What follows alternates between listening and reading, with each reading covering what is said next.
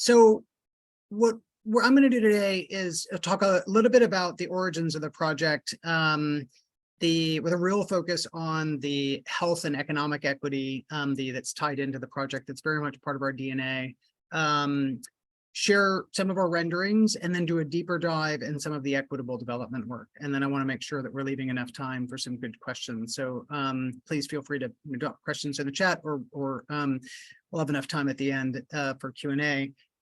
So this is, as Grace mentioned, this is a larger public-private partnership. I work for the nonprofit Building Bridges Across the River, a Ward 8 based or east of the river based nonprofit.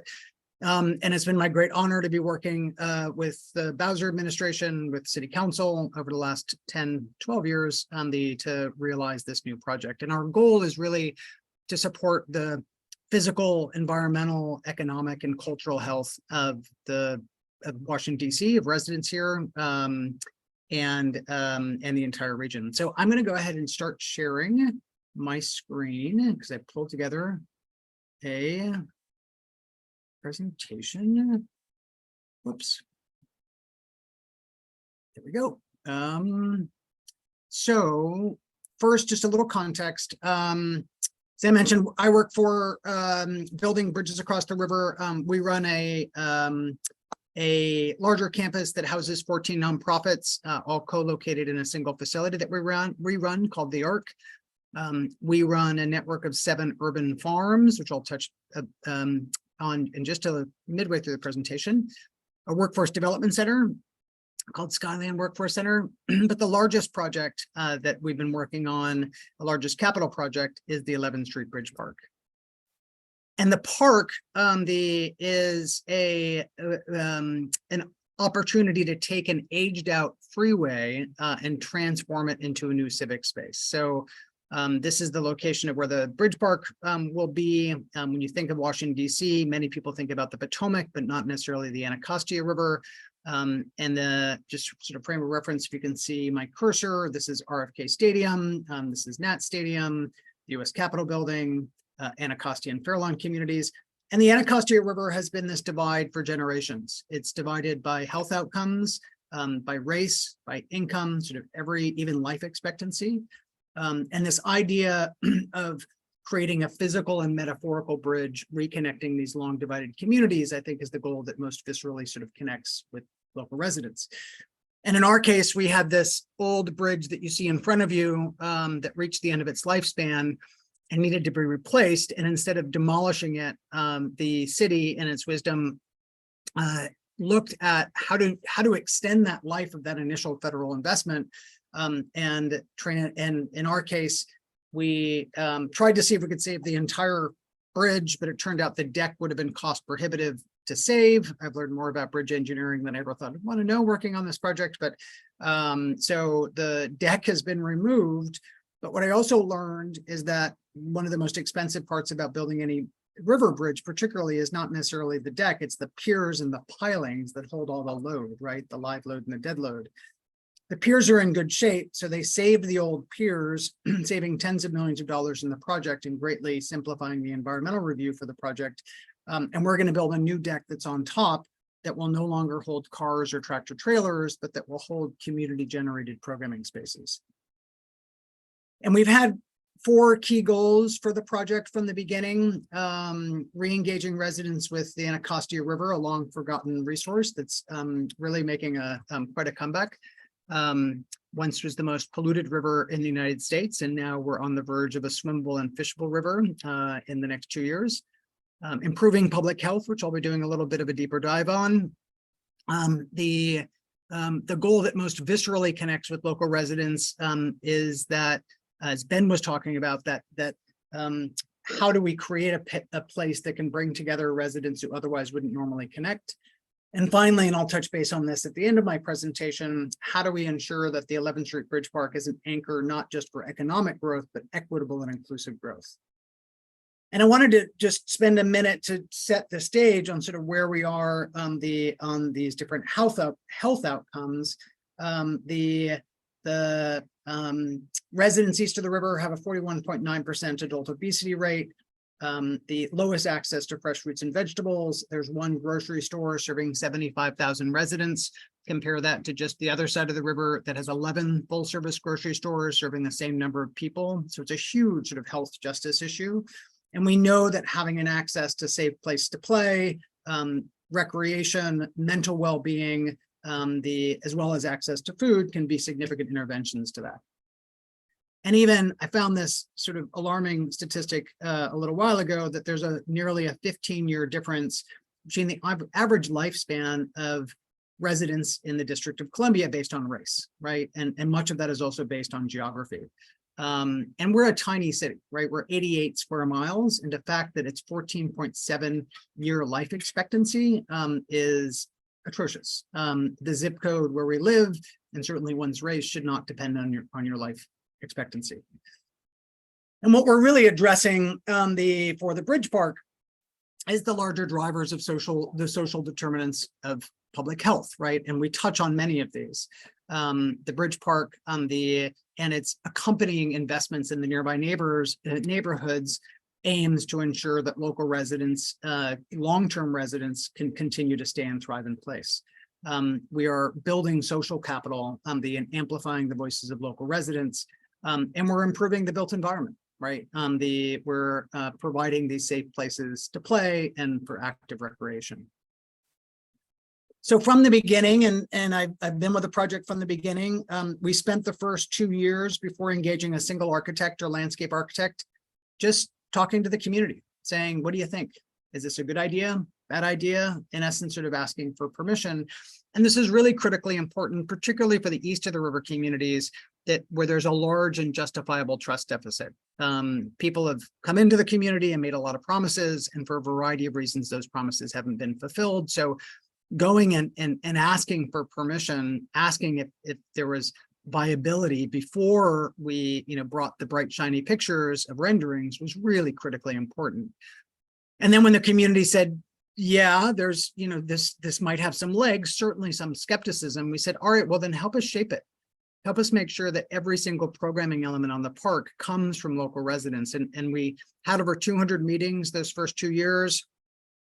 And what was critical as we were working on that was ensuring that we were removing as many barriers as we can for public participation. So, we found that instead of going out and asking people to come to one more meeting on a Tuesday night, right? How do we connect to communities of faith, the civic association meetings, providing the access to childcare, particularly if it's in the evening or if it's on a weekend, food. One of the things that we did not do at the beginning, and we certainly do now, a lesson learned, is make sure we're compensating residents for their time. I would never ask a consultant to come down from New York and work for free, but often that's what we ask from our residents all the time, right? So increasingly, if we're asking for consistent work and advice and counsel, we compensate residents for it. And finally, making sure that there's demonstrable results of their participation is key, because otherwise you get meeting fatigue and it just asks sort of what's the point. And as we had all these meetings, interestingly, even though both sides of the river were very different, demographically, east of the river is 92% African-American, west of the river is much more mixed. We kept hearing these same programming ideas expressed again and again, and that we baked into a larger international design competition back in 2014. We actually involved the community as part of the design competition. We created a group of that we called our Design Oversight Committee, comprised of about 36 key stakeholders from either side of the river. And they reviewed our design brief before a single design team saw it. They met with our 4 final design teams again and again throughout the process as part of this iterative effort to provide feedback, not just at the final design, but during that process.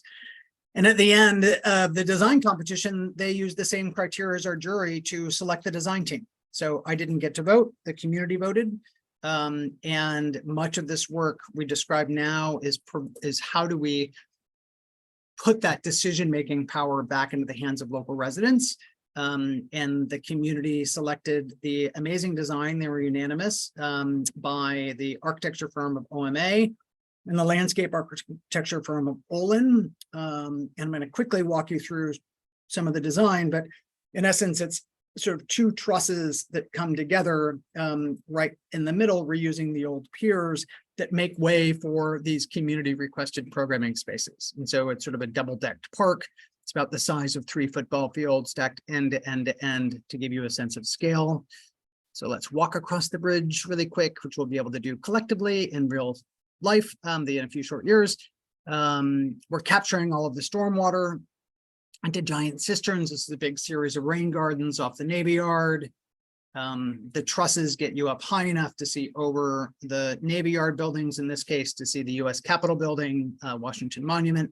So imagine being here on 2026 when we're celebrating the 250th anniversary of this great country and seeing fireworks off the National Mall.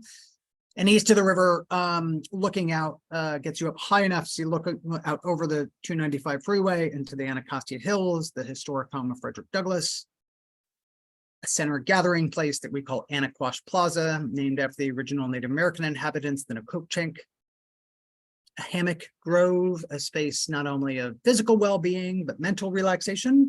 There's an enormous amount of toxic stress, well, I would argue, throughout the United States right now, but particularly east of the river, and having a place to stop and chill and relax is critical. Community meeting space, cafe, giant green roof that we call our Great Lawn above the cafe, a half-mile running track around the entire park. Perhaps my favorite place on the park, an 11,000 square foot intergenerational play space that we call Muscle Beach, not muscle as in M-U-S-C-L-E, but M-U-S-S-E-L, named and inspired by the bivalves that are helping to clean up the Anacostia River. There's been over 30,000 mussels that have been restored in the Anacostia River. And then anchoring the east side of the river will be an environmental education center that will inspire the next generation of river stewards. And all told, it's about 7 acres of space. And I wanted to do just a little deeper dive in some of the explicit health strategies that are part of the park. As I mentioned, there's a half-mile running track throughout the park. We are connecting to the existing walking and hiking trails along the Anacostia River, so tapping into that existing infrastructure. We are offering a kayak and canoe launch to get people out on the river, both for supporting the environmental and physical health of our residents. As I mentioned, the Muscle Beach play space that has slides and balance beams and all sorts of physical activities, big giant concrete mollusks that you can climb around. We're planting over 175 new native trees throughout the entire park to improve air quality and bring a little bit of nature into the city. And we're now, I'm happy to report, at 100% design. We are partners at the District Department of Transportation, should the Solicitor General contractor this fall. And we're aiming for a ceremonial groundbreaking by the end of this year, really putting earth-moving equipment into the field early next year, and then opening up in 2026.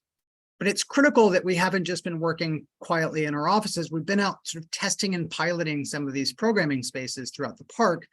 And one of these programming elements that we baked into the design is this urban agriculture, so raised gardens. But we spent the last 6 years building out the capacity of urban farms in a community that, again, has one grocery store serving 80,000 residents. So we now have 7 what we call Bridge Park plots.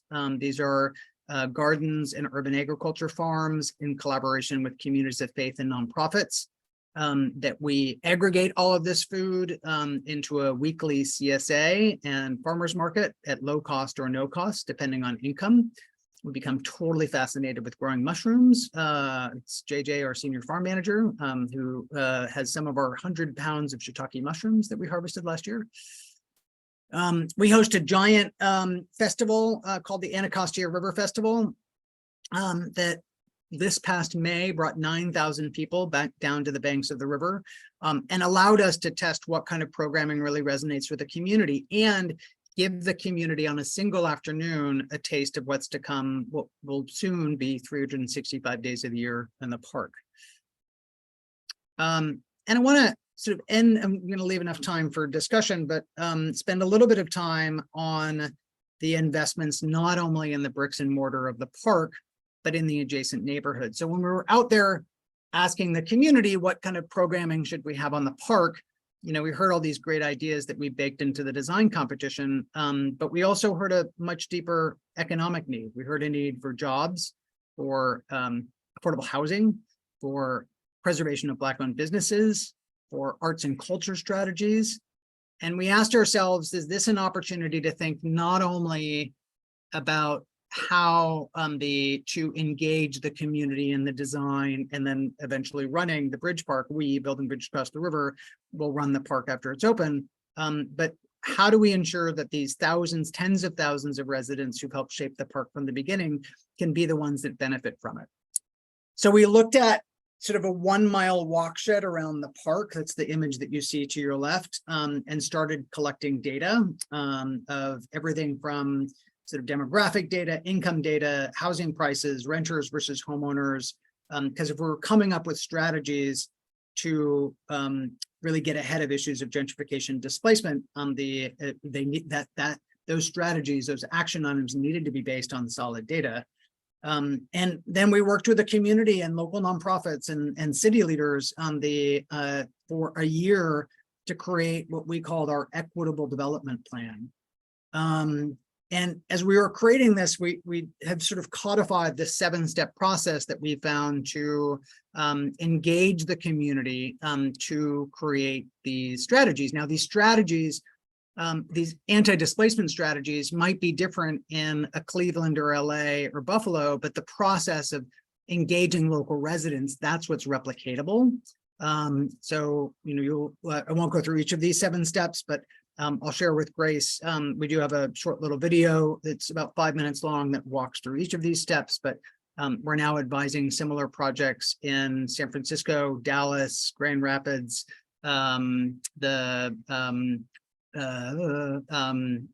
Buffalo, the sort of across the United States of engaging their own residents to follow the 7-step plan to create their equitable development plan. And this work it's exciting to see it sort of ripple from coast to coast. And so just to give you a flavor of some of these strategies in our housing world, so east of the river, that's west of the river at Capitol Hill, half of the residents own their own homes. East of the river, 75% are renters at greatest risk of displacement, right? So we've started a Ward 8 Homebuyers Club that we've been running for the last 6 years. Having access to safe and secure housing is a key component of public health. And we've now seen over 130 Ward 8 renters become homeowners who've gone through the Homebuyers Club program. And we're offering down payment assistance as well as closing cost assistance, so actually cash grants. We've stood up the Douglas Community Land Trust that now has over 230 units of permanently affordable housing owned by the community, and has a goal of 1,000 units of affordable housing in the next 5 years.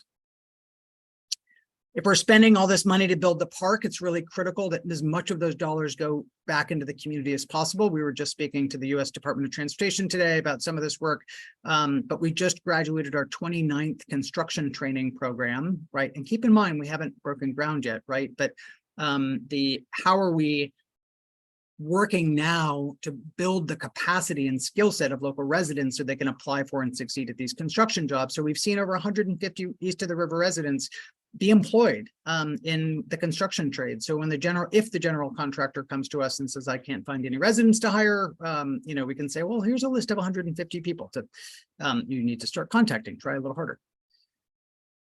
We're really tripling down on all of the support of Black-owned businesses east of the river.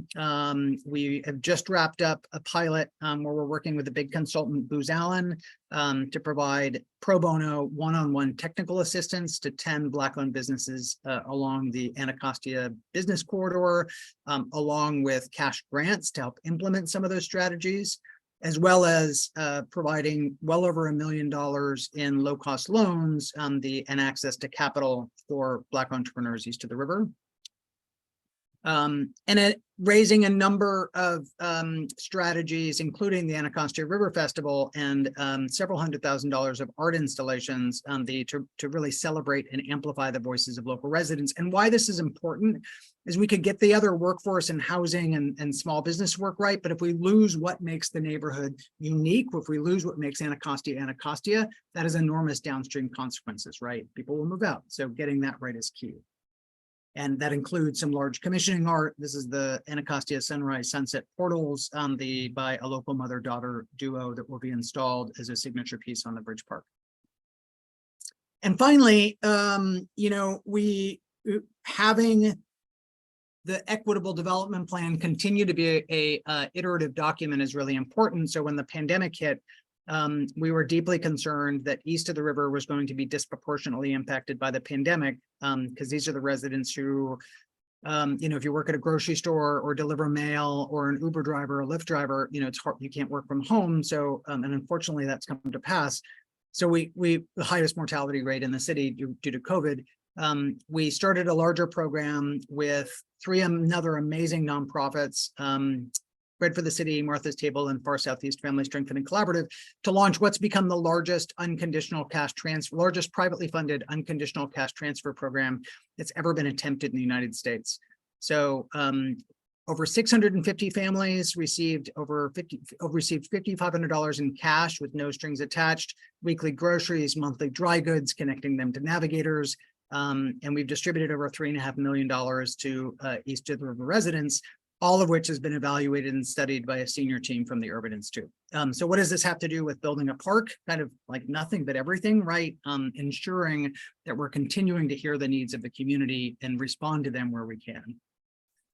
And now we're in the process of creating our third version of the equitable development plan, the incorporating new health and wellness strategies. Much of this work we've already been working on, but all of these are being driven by local residents and larger nonprofits in these 4 key areas that the community has identified. In the next week or two, we'll be posting our draft strategies online. We encourage you to check it out, and we welcome any feedback. So finally, some of the sort of key lessons that we've learned as part of this larger investment in the nearby neighborhoods and residents and community, being intentional is really critical. And making these investments really early. So by the time the park opens in 2026, we'll have been investing in these equitable development strategies that have a very clear link to the health of the community for 10 years, for a decade.